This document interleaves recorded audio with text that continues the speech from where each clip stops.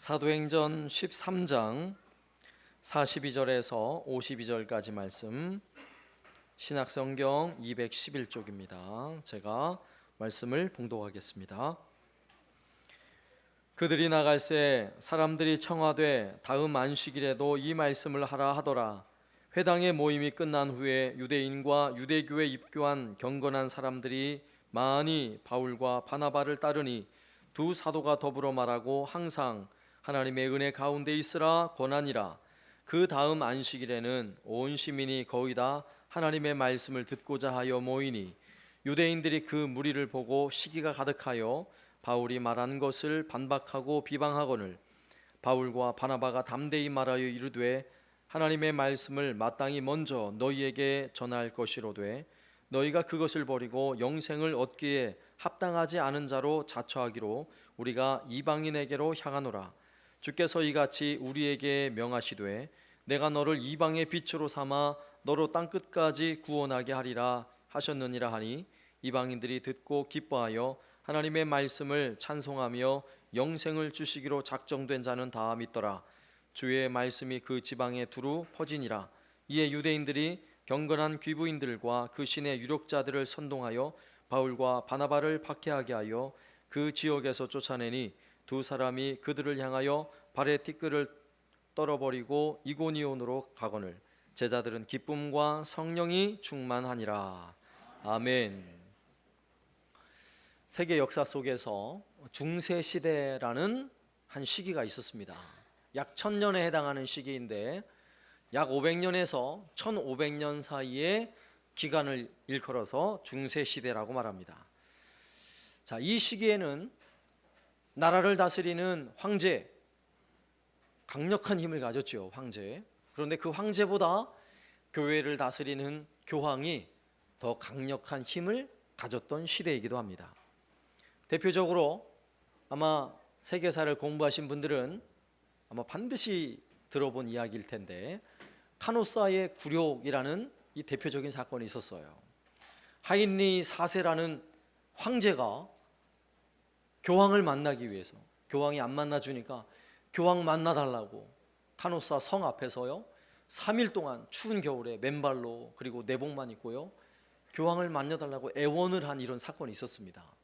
그만큼 교황의 힘이 셌다는 이야기죠. 나라의 정치적인 힘보다 교회의 힘이 강력한 시대가 바로 중세 시대였다는 것입니다. 그런데 안타깝게도 중세 시대를 암흑기라고 말해요. 암흑기. 암흑기가 좋은 말이에요, 나쁜 말이에요? 나쁜 말이죠.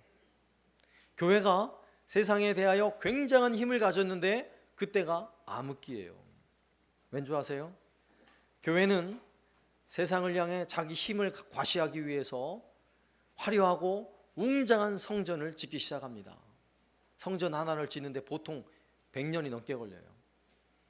그러면 성전을 그렇게 웅장하고 화려하게 지으려고 하니까 돈이 많이 필요하잖아요. 그래서 교회는 면죄부를 만들어서요 죄를 씻기 위해서 돈을 주고 사면 돼요.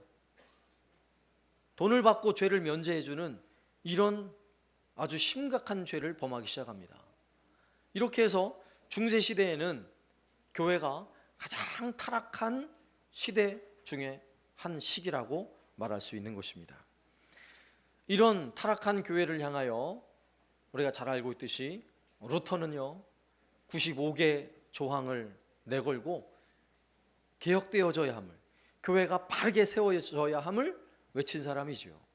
그가 외쳤던 그 메시지의 핵심에 가장 중요한 핵심이 뭔지 아세요? 솔라 스크립투라, 오직 성경으로, 오직 말씀으로 돌아가야 된다는 그런 외침이었어요. 그래서 그렇게 타락한 중세시대의 교회가 개혁이 되어서 오늘날 우리가 믿고 있는 개신교가 된 것입니다. 그런데 이런 개혁이 500년 전의 사건인데 500년 전에만 필요한 것이 아니라 가만히 보면 오늘날에도 또 한 번의 개혁이 필요하다. 모두가 하는 말이에요. 오늘날 한국교회에도 저는 분명 이런 개혁이 필요하다고 저는 확신을 합니다. 한국교회도 사실 많은 부흥을 해왔고요. 교회들마다 화려한 예배당을 짓고 사실 우리가 좋은 시대에 사는 것만은 사실이에요. 그러나 교회가 점점 쇠퇴하기 시작하고 교회가 성장이 멈추고 이런 좋지 않은 소식이 들려오는데 이것이 문제가 아니라 교회에 오직 말씀, 오직 성경으로 라는 개혁의 가장 핵심이 되었던 이 본질적인 내용이 교회 안에서 성도들에게서 점점 희미해지고 있다는 사실이에요. 그래서 500년 전에 있었던 그 사건이 다시금 교회들마다 하나님 말씀의 은혜를 다시금 회복하고 하나님 말씀 앞에 서서 말씀대로 따르고 순종하려는 이런 노력과 이런 개혁이 필요한 줄로 저는 확신을 해요. 우리 교회도 마찬가지예요. 우리 교회도. 그래서 오늘 우리는 주어진 본문 말씀을 통해 오직 말씀으로, 다시 한번 말씀으로 돌아가는 이런 은혜를 우리가 생각해 보려고 하는데, 오늘 우리가 읽은 본문의 말씀은 사도 바울이 비시디아 안디옥에 가서 회당에서 복음을 전합니다. 그리고 그 말씀을 처음 들은 사람들이 놀라운 반응이 일어나요. 42절 말씀에 보면 그들이 나갈새 사람들이 청하되 다음 안식일에도 이 말씀을 하라 하더라. 그 말씀을 받은 청중들이 어떻게 반응하고 있어요? 말씀의 은혜를 많이 받았어요. 그래서 다음 안식일에도 사도 바울에게 권하는 것입니다. 말씀을 전해달라고 권하고 있는 것입니다. 또 44절 말씀에 그 다음 안식일에는 온 시민이 거의 다 하나님의 말씀을 듣고자 하여 모이니, 정말 다음 안식일이 되었는데 비시디아 안디옥에 사는 수많은 사람들이 그 말씀을 듣기 위해서 몰려들었다라고 성경은 기록하고 있습니다. 그리고 뿐만 아니라 오늘 우리가 읽은 본문 말씀에서 계속 강조되고 있는 말씀들이 뭐냐면 말씀, 이것이 계속 강조가 되고 있어요. 46절 말씀에도 보면 바울과 바나바가 담대히 말하여 이르되 하나님의 말씀을 마땅히 먼저 너희가 전할 것이로되, 또 48절 말씀에 이방인들이 듣고 기뻐하여 하나님의 말씀을 찬송하며, 뭘 찬송해요? 하나님의 말씀을 찬송하고 있대요. 이렇게 비시디아 안디옥에서 하나님의 말씀이 전해지고 난 후에 말씀에 대한 갈급함이 있고요, 말씀에 대한 어떤 분명한 반응이 일어나고 있는 것입니다. 그래서 오늘 우리는 이 본문의 말씀을 가지고 저는 두 가지 의미에서 생각해 보려고 하는데, 첫 번째는 말씀을 전한 설교자로서 바울, 우리가 한번 잠시 생각해 볼 필요가 있어요. 먼저 바울에 대하여 한번 생각해 보면, 바울은 비시디아 안디옥 회당에서 설교를 한 내용이 오늘 사도행전 13장에서는 그 내용이 기록되어져 있죠. 우리가 지난 주일날 살펴본 말씀이죠. 그런데 사도 바울이 아마도 설교를 한 것이 이것이 처음은 아닐 거예요. 왜냐하면 앞서서 수리아에 있는 안디옥 교회에서 2년간 바나바와 함께 목회를 했기 때문이죠. 그러니까 거기서도 아마 설교를 했을 거예요. 그러나 중요한 사실은 오늘 13장에서 사도 바울이 설교한 그 내용을 정확하게 기록을 하고 있다는 사실이에요. 그리고 그 설교 말씀을 들은 청중들 안에 놀라운 반응이 일어나고 있다는 것입니다. 그러면 그 놀라운 반응을 하면서 나타나는 이 말씀을 대하는 저와 여러분은 어떤 마음을 가져요? 와, 역시 사도 바울 역시 대단한 분이야, 이런 마음을 가지게 되죠. 그죠?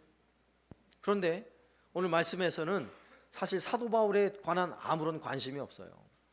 사실 사도 바울이 오늘 이 비시디아 안디옥에서 회당에서 복음을 전한 이 말씀의 내용이 이렇게 많은 청중들에게 놀라운 반응을 일어나기까지 어떤 시간이 있었는 줄 아세요?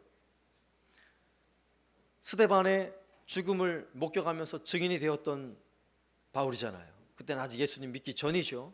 그가 다메섹 도상에서 예수님을 만나고 그의 삶이 완전히 바뀌어지게 됩니다. 완전히 바뀌어질 때에 그가 주님의 음성을 듣고 놀라운 경험을 해요. 예수님을 인격적으로 만나는 아주 굉장한 경험을 하게 됩니다. 그러면 그런 놀라운 경험을 하자마자 하나님이 사도 바울을 이런 위대한 설교사로 쓰셨으면 사도 바울 대단한데 할 수 있지만, 사도 바울이 한 10년의 기간 동안은요, 성경에 그의 모든 삶을 침묵을 해요. 아무런 기록이 없어요. 그렇게 하나님이 부르시고 나서 10년, 정확히 말하면 한 12, 13년 정도 세월이 흐르고 나서 BCD 안디옥에서 오늘 설교를 하고 있는 것입니다. 그리고 설교에 대한 놀라운 반응이 나타나고 있는 것입니다. 그러면 우리는 어떤 생각을 해볼 수 있어요?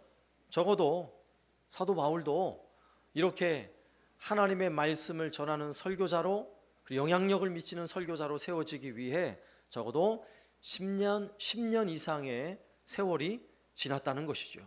그리고 그 세월은 적어도 설교자로서 사도 바울이 어떻게 세워져야 하는, 무엇인가 훈련되어져야 하는 기간이 아니었을까, 이렇게 생각을 해봅니다. 그런데 중요한 사실은 그가 잘 훈련되어져서 그의 설교의 전문을 기록해 놓은 오늘 이 사도행전 13장 말씀에 그의 설교 내용을 보면 다른 내용이 없어요. 철학이 담겨져 있습니까? 아니면 재미난 유머가 담겨져 있어요? 그런 내용 없어요. 오직 말씀이에요. 오직 말씀. 하나님 말씀이라고요. 그런데 놀라운 사실은 하나님의 말씀을 하나님의 말씀으로 회당에 모인 청중들을 향하여 선포할 때에 모든 청중들이, 오늘 말씀을 우리가 앞서 살폈잖아요. 사도 바울을 향해 관심을 가지는 게 아니라 그가 전한 말씀에 모두가 관심을 가지더라는 것입니다. 이게 말씀의 능력이에요. 오늘날에도 수많은 설교자들이 있고요, 아주 유명한 설교들도 우리가 듣죠. 근데 정말 중요한 건 뭔지 아세요? 유명한 설교자가 중요한 게 아니라 말씀 그대로, 오직 성경, 오직 말씀 그대로 전해지는 메시지가 중요한 것입니다. 재미난 설교가 중요해요? 여러분, 설교를 들으면 재밌다, 목사님 재밌어, 사람에게 초점을 맞추는 설교는 결코 좋은 설교라고 말할 수 없어요. 오직 하나님 말씀에 다시 한번 그 메시지의 초점이 맞춰져야 하는 것입니다. 저도 목사로서 목회를 하면서 설교를 하는 입장에서 제가 사역하는, 한 사람 교회를 사역하는 모든 사역 중에 가장 중요하고 핵심적인 사역이 무엇이겠어요? 설교예요. 말씀을 전하는 사역이에요. 이 사역은 그 어떤 사역보다 양보할 수 없는, 제가 생명을 걸고 지켜야 하고 감당해야 할 매우 소중한 사명인 것입니다. 그런데 요 몇 주간에 몇 가지 좀 에피소드가 있었어요. 어떤 목사님께서 재미난 이야기를 들려주는데, 유머예요, 유머. 어떤 목사님이 천국 문 앞에 줄을 쭉 서 있더래요. 천국 문 앞에서 예수님이 지금 한 사람씩 들여보내면서 이제 체크를 하고 있는 거예요. 근데 자기 바로 앞에 택시기사가 서 있더래요. 이 택시기사는 총알 택시 기사더랍니다. 그래서 이제 앞에 쭉 한 사람씩 들어가는데 총알 택시기사가 됐어요. 예수님께서 무엇을 하다 왔는가 물으니까 저는 총알 택시기사였습니다. 그러니까 그냥 바로 보내드려요. 청문으로 확 보내주시더래요. 그래서 이제 속으로 나는 목사인데 뭐 그냥 묻지도 않고 보내겠지 그랬는데, 예수님께서 또 묻더라는 것입니다. 무엇을 하다 왔는가? 저는 목사입니다. 그러니까 예수님이 고개를 갸우뚱하시더래요. 그래서 너무 황당해가지고 목사님 물었답니다. 아니 예수님, 앞에 총알 택시기사는 그냥 한 방에 보내주시던데 저 목사라니까요. 저 목사예요, 목사. 그러니까 예수님께서 뭐라고 말씀한 줄 아세요? 그래, 저 택시기사는 승객들로 하여금 기도하게 만들었는데 너는 성도들을 잠자게 만들었구나, 이러시더래요. 그 이야기를 듣고 제가 잠시 생각해 봤어요. 나도 설교자로서 우리 성도들을 혹시 잠자게 하지 않는가.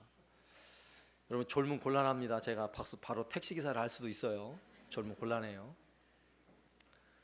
그리고 나서 제가 지난 주간에 새벽 기도를 마치고 이제 이렇게 본당을 나가는데, 우리 아동부와 청소년부 아이들은 예배 때마다 이 시간에 설교 노트를 적습니다. 설교 노트를 적는데, 설교 노트, 청소년부 설교 노트가 의자에 떡 있는 거예요. 그래서 보고 싶어 가지고 아이들이 과연 내가 이 아이들을 졸게 만들었나 궁금해 가지고 설교 노트를 제가 한번 펴봤습니다. 설교 노트를, 아이들 설교 노트를 앞부터 한 장씩 읽어가면서 아이들의 어떤 마음으로 오늘 설교를 들었을까, 그동안 설교를 들었을까 넘기면서 제가 절망을 했어요. 나도 택시기사 해야겠구나. 예? 그래도 한두 명 아이 정도는 말씀을 잘 들은 흔적이 있는데, 너무나 많은 아이들이 말씀을 제대로 듣지 않고 있구나가 그 설교 노트에 고스란히 담겨져 있었어요. 그래서 제가 너무너무 실망했어요. 제 자신에 대해서. 우리 아이들 실망했다는 거 아니에요? 제 자신에 대해서. 내가 저 아이들을 졸게 만들었구나. 저 천국에 못 가면 어떡하죠? 제가 그래서 정말 진지하게 제 스스로 설교에 대해서 한번 생각해 보았습니다. 제가 한사랑교회를 목회한 지 이제 9년이 거의 다 돼갑니다. 이제 내년 올 12월이 되면 10년 차가 되는데, 결국 짧은 시간이 아니죠. 참 긴 시간이에요. 그런데 이런 시점에 제 안에 하나님 주시는 마음이 있었어요. 특히 말씀을 준비하면서, 그래, 너 이제부터 다시 시작해야 돼. 이제부터 다시 시작해야 돼, 너. 이런 마음이 제 마음에 들었어요. 그래, 다시 시작하자. 하나님 말씀을 전하는 것이 내가 한사랑교회를 목회하는 데 정말 가장 소중한 사역인데, 정말 다시 여기다 생명을 걸자. 내가 설교하다가 한번 죽어보자. 이런 각오가 생겼습니다. 우리 청소년부 조는지 안 조는지 이제 제가 각오를 하고 설교를 하기로 결심을 했어요. 그래서 이제 저를 위해서 여러분도 기도를 해주셔야 돼요. 왜? 교회가 말씀 앞에 바로 서는 훈련을 하지 않으면 의미가 없어요. 교회에서 수십 년 동안 열심히 수고하고 봉사하고 학생회장도 하고 청년회장 해도요, 나중에 교회를 떠나더라고요. 그렇게 열심히 주를 섬기는 것처럼 보였는데 나중에 교회를 떠나 있더라고요. 왜 그렇겠어요? 하나님의 말씀이 그 안에 능력으로 역사하지 않기 때문에 그런 것입니다. 그래서 제가 마음속에 결심을 했어요. 저를 여러분 도와주셔야 돼요. 기도로 도와주셔야 되고요. 제가 말씀을 준비하는 일에 또한 잘 준비할 수 있도록 여러 면에서 저를 배려해 주셔야 돼요. 제 마음으로 그래, 내가 이제 하는 모든 사역의 중심에 말씀을 딱 놓고 오직 이 사역을 감당하기 위해서 많은 부분은 내가 내려놓아야겠구나, 이런 생각을 하고 있습니다. 이게 첫 번째 내용이고요. 두 번째는 회당에서 그 말씀을 듣는 청중들의 우리가 반응을 좀 살펴봐야 돼요. 청중들의 반응. 오늘 우리가 읽은 말씀에도 그 말씀에 대한 청중들의 반응이 두 가지 모습으로 나타나고 있습니다. 한 부류의 사람들은 전한 말씀에 대하여 은혜를 받는 사람들이었어요. 말씀을 받으면서 은혜를 받는 사람들, 감동을 받는 사람들, 그들은 사도 바울에게 다음 안식일에도 우리에게 말씀을 전해 주십시오 라고 부탁을 하는 사람들이었습니다. 자, 그러면 여기서 바울과 바나바가 그렇게 부탁하는 사람들에게 오늘 은혜 받았으니까 다음 주일날에도 은혜 받기 위해서 꼭 참여하십시오, 이게 사실은 우리 관심이에요. 사실 저의 관심이기도 했어요. 그래, 오늘 은혜 받고 또 다음 주일날 꼭 예배 빠지지 않고 나와서 말씀으로 은혜 받았으면 하는 게 제 관심이었어요. 그런데 오늘 말씀을 한번 보세요. 44절 말씀에 43절 회당의 모임이 끝난 후에 유대인과 유대교에 입교한 경건한 사람들이 많이 바울과 바나바를 따르니 두 사도가 더불어 말하고, 자, 뭐라고 말하는지 들어보세요. 항상 하나님의 은혜 가운데 있어라 권하니라. 아멘. 다음 주일날 예배드리러 오는 게 중요한 게 아니에요. 뭐가 더 중요해요? 지금 항상 하나님의 은혜 가운데 있으라 라고 말할 때에 이 문장을 헬라어 원문으로 그냥 직역을 하면 이렇게 표현할 수 있어요. 직역하면 항상 있으라 하나님의 그 은혜에. 그럼 하나님의 그 은혜가 뭐예요? 지금 사도 바울이 전한 말씀을 통해 받은 바로 그 은혜예요. 말씀을 통해 받은 바로 그 은혜 가운데 항상 있으라 이렇게 권하고 있다는 사실을 주목해야 하는 것입니다. 오늘날도 말씀에 은혜 받는 성도들은 많은 것 같아요. 말씀을 전하면 그 말씀을 마음에 새기고 감동을 받고 아멘 아멘 이런 분들은 많이 있는 것 같아요. 그런데 오늘 사도들이 권하고 있는 것처럼 항상 은혜 받은 말씀 가운데 한 주간 동안 거하고 있는가? 라고 질문하면 많은 성도들이 아니요 라고 말할 것 같아요. 그래서 오늘 말씀 다시 한번 우리 마음속에 잘 새기길 바랍니다. 주일날 오늘 우리가 받은 말씀은 우리 마음에 행복하라고 주는 말씀 아니에요. 말씀을 듣고 그냥 위로만 받으라고 주는 말씀 아니에요. 오늘 주는 말씀은 그 말씀이 내 삶의 중심이 되어서 그 말씀을 붙잡고 한 주간 동안 살아라. 그 은혜 가운데 살아라. 그 은혜 가운데 항상 있어라. 이렇게 주시는 말씀이에요. 광야에서 이스라엘 백성들은 그들이 장막을 치고 그들의 진영을 짜서 거주할 때에 광야, 그들이 생활 모든 터전의 중심에 뭐가 있었습니까? 하나님의 언약궤가 있었어요. 하나님의 말씀을 담고 있는, 십계명을 담고 있는 언약궤가 있었다고요. 무엇을 의미하겠어요? 그들의 모든 삶의 중심에 하나님의 말씀이 있어야 한다는 이야기인 것입니다. 우리 삶도 마찬가지예요. 오늘 예배를 마치고 돌아가면 은혜 받았어 하고 끝나는 게 아니라 오늘 받은 은혜의 말씀을 붙잡고 한 주간 동안 사셔야 하는 것입니다. 그 말씀이 내 삶의 능력이 되어야 하고요, 내 삶의 양식이 되어야 하는 것입니다. 그리고 또 한 부류의 사람들은 말씀에 은혜 받기는커녕 그 말씀을 듣고 나서 비방하는 사람들, 말씀을 전하는 사람을 핍박하는 사람들도 있었다는 것입니다. 45절 말씀에 유대인들이 그 무리를 보고 시기가 가득하여 바울이 말한 것을 반박하고 비방하거늘. 그들은 누구입니까? 유대인들이었어요.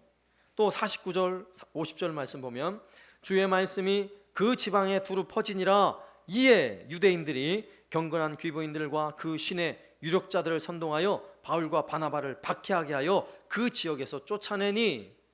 자, 이렇게 기록하고 있어요. 주로 말씀에 대하여 아주 비방을 하고 핍박하는 마음을 가지고 있는 사람들을 유대인이라고 표현하고 있는데, 그 유대인들은 말씀을 받으면서 자기가 그동안 가지고 있던 전통에 얽매여서 받은 말씀을 용납할 수 없는 사람들이었어요. 유대인들의 전통, 그들은 종교심으로 보면 참 좋아 보이는 것들이에요. 사실 오늘날 우리가 가진 신앙 안에서도 항상 전통이 존재한다는 사실이에요. 어느 교회든지 간에 전통은 생겨나게 되어 있어요. 그리고 전통이 무조건 나쁜 건 아니에요. 그러나 중요한 사실은 전통이 잘못 세워지면, 아니 좋은 전통이라 할지라도 때로는 진리의 말씀을 거스릴 수 있다는 사실을 주목해야 돼요. 우리가 가지는 이 전통은 그 교회에서 오랫동안 신앙생활했다고 전통에 매여 있는 건 아닙니다. 오래 했다고 그런 게 아니에요. 물론 오래 할수록 전통에 매일 확률이 많지만 신앙생활을 짧게 했어도 자기만의 신앙의 전통을 만들 수 있어요. 신앙의 습관을 만들 수 있다고요. 이렇게 해야 되는데 저렇게 해야 되는데, 나만의 습관이에요. 그러나 우리는 항상 말씀의 은혜 앞에서 여유가 있어야 돼요. 부드러움이 있어야 된다고요. 말씀의 은혜 앞에서 내 삶을 변화시키기 위한 유연함이 있어야 돼요. 부드러움이 있어야 돼요. 하나님의 말씀이 내 삶을 바꾸도록 자꾸 나를 떠미는데 전통을 가지고 버티지 마시라고요. 버티지 마. 아니야, 나는 그동안 이렇게 왔어. 이러지 마시라고요. 말씀이 내 안에 감동을 주면 그 감동의 말씀을 가지고 유연하게, 예를 들어서 기도하자는 오늘 광고도 했고 내 마음에 기도하고자 하는 마음도 있고, 그래 내가 이번 주간부터 나는 기도하는 일에 헌신하리라, 이런 은혜와 감동을 주시면 어떻게 해야 돼요? 그렇게 해야죠. 그러나 기도하지 않는 전통을 세우고 있는 사람은요, 절대로 기도 안 해요. 아무리 기도하라 그래도. 교회적으로 우리 기도에 불꽃이 됩시다, 제가 그렇게 얘기를 해도 나는 기도 안 하는 사람이야. 잘못된 전통을 세워놓고 있는 거예요. 나는 기도를 못해요. 기도를 못해요. 잘못된 전통을 세우는 거예요. 하나님 말씀 앞에 다시 서시고 그 불합리한 전통들을요 빨리 깨부셔야 돼요. 말씀의 은혜로 깨부셔야 돼요. 왠 줄 아세요? 전통을 고수하다 보면 진리가 설 자리가 없습니다. 교회 안에도 내 신앙과 내 삶 속에도 마찬가지예요. 그 전통을 고수하다 보면 내가 신앙에 바르게 세워져야 하는데 세워질 길이 없는 것입니다. 이 경남 지역에 가장 큰 교회가 부산에 있어요. 지금 원로 목사님이 되셨는데 그분은 교회를 개척해서 40년 동안 목회를 했고요, 수만 명이 모이는 교회로 성장을 했어요. 그분이 이제 은퇴를 하시고 새로운 목사님이 이제 부임을 하십니다. 그런데 어떤 문제가 있냐? 이 목사님은 40년 목회하는 동안에 가운을 벗은 적이 없어요. 설교할 때마다 항상 가운을 입었어요. 그리고 그분은 항상 가운을 입으면서도 이 가운을 입어야 설교자로서 내 죄와 허물을 덮을 것 아닙니까? 이렇게 이야기하신 분이셨어요. 그런데 새로운 목사님이 오셨는데 그분은 가운을 한 번도 안 입으신 분이세요. 그래서 이제 이렇게 이야기를 하셨어요. 그 원로 목사님께서 새로운 목사님에게, 가운은 어떡하지? 그래서 새로 오신 목사님은, 저는 가운을 입으면 설교가 안 됩니다. 이 원로 목사님 뭐라고 말씀하셨겠어요? 호통을 치셨을까요? 그럼 그렇게 해. 그리고는 그 이후로 가운을 다 벗었대요. 저는 그 이야기를 듣고, 와, 정말 멋진 목사님이시다. 정말 멋진 목사님이시다. 자기가 40년 동안 고집해오고 가운을 입었다면요, 한마디 할 수 있어요. 힘들어도 입어. 할 수 있잖아요. 근데 그건 진리가 아니거든요. 그러니까 기꺼이, 설교자가 그걸 입으면 설교를 잘 못한다는데 설교를 바르게 전하는 게 진리 아니겠어요? 그럼 그렇게 해. 너무 멋지지 않아요? 그래서 그렇게 하나님 멋지게 쓰셨나 봐요. 우리도 이런 유연한 마음을 가질 수 있어야 돼요. 하나님의 말씀이 내 안에 감동을 주면 여러분, 마음에 내가 세운 전통 허물어 버리세요. 허물어 버리세요. 그리고 내가 세운 그 전통은요, 가만히 따지고 보면 이기심이라는 죄악된 본성이 그걸 잡고 있는 것입니다. 오늘 말씀에도 보면 사도 바울과 바나바를 반대하는 사람들의 마음이 뭐겠어요? 그동안 자기들이 이 안디옥의 회당을 자기들이 지켜온 터줏대감인데 이제 막 와가지고 수많은 사람들이 막 몰려온다고 저거 가만히 볼 수 없는 거예요. 자기 욕심이에요. 자기 욕심. 이것은 유대인들만의 문제가 아니라 오늘날 말씀을 받는 오늘날 성도들의 심각한 문제라고 저는 생각해요. 왠지 아세요? 하나님의 말씀을 들으면 말씀의 은혜를 받는 것 좋아요. 말씀의 은혜를 받는 건 좋은데, 여러분이 교회를 나와서 신앙생활할 때 여러분 마음 중심에 뭐가 있는 줄 아세요? 내가 교회를 위해서가 아니라 교회가 나를 위해서 이 마음이 더 많다는 사실이에요. 내가 과연 그 교회 가면 내가 무엇을 얻을까? 내가 그 교회를 가면 무엇을 얻어낼 수 있을까? 어떤 은혜를 받을 수 있을까에 관심이 많지, 내가 그 교회를 통해서 어떻게 주님을 위해 헌신할 것인가, 내가 그 교회를 위해서 내가 어떻게 충성해 보일 것인가, 이런 관심을 가지시냐고요. 이게 오늘날 한국교회의 큰 문제인 것입니다. 이기심을 그 중심에 가지고 있으면 은혜를 받아도 은혜가 아니에요. 은혜가 아니에요. 우리의 삶은 철저히 이 부분을 다시 한번 검증해야 합니다. 다윗이 아주 간절한 마음으로, 다윗은 이렇게 고백하잖아요. 주님, 주님이 베푸신 은혜 내가 무엇으로 보답할 수 있겠습니까? 무엇으로 보답할 수 있겠습니까? 우리가 받은 은혜가 작습니까? 우리가 받은 은혜가 작아서 교회가 뭐 시설이 어떻고 저떻고 이렇게 얘기할 수 있어요? 이 정도면 훌륭하죠. 너무 좋죠. 예?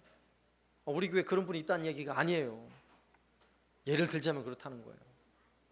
우리는 이미 너무 큰 은혜를 받은 사람들이에요. 그렇다면 이제부터는 유대인들과 같이 이기심에 얽매여서 뭔가를 받는 것 때문에, 얻어내는 것 때문에 내가 신앙생활하고 예배생활을 하는 게 아니라 이제부터는 내가 주님을 위해서 내가 어떻게 수고할 수 있을까? 내가 섬기는 이 교회에서 주의 나라, 하나님 나라를 위해서 내가 어떻게 헌신할 수 있을까? 내가 어떻게 봉사할 수 있을까를 함께 고민할 수 있기를 바랍니다. 우리는 앞서서 주신 이 말씀을 따라 저도 다시 시작해야지 이런 마음을 가지는 것처럼 여기 계신 모든 여러분들도 다시 시작하길 바랍니다. 다시 시작하는 마음으로 저를 한번 따라서 해주세요. 오늘부터 오직 말씀으로 다시 시작하자. 다시 시작하자. 다시 시작하자. 아멘. 다시 시작하시길 바랍니다. 말씀 앞에 서면 말씀은 능력이에요. 우리가 말씀 앞에 바로 서 있기만 하면 그 말씀은 우리의 심장을 두근거리게 만들어요. 우리가 그 말씀 앞에 바로 서 있기만 하면 그 말씀은 우리의 손을 붙잡아 주십니다. 우리가 그 말씀 앞에 서 있으면 그 말씀은 우리의 발걸음을 재촉합니다. 그 말씀은 살아있고 능력 있어서 우리의 어두운 눈을 밝게 해줄 줄로 믿습니다. 우리의 굳어진 관절을 부드럽게 할 줄로 믿습니다. 우리의 뻣뻣해진 근육을 부드럽게 하여서 탄력 있는 근육이 되어서 다시금 주님을 위해 헌신하는 사람들로 힘차게 나아갈 수 있기를 살아계신 예수님의 이름으로 축원합니다. 아멘.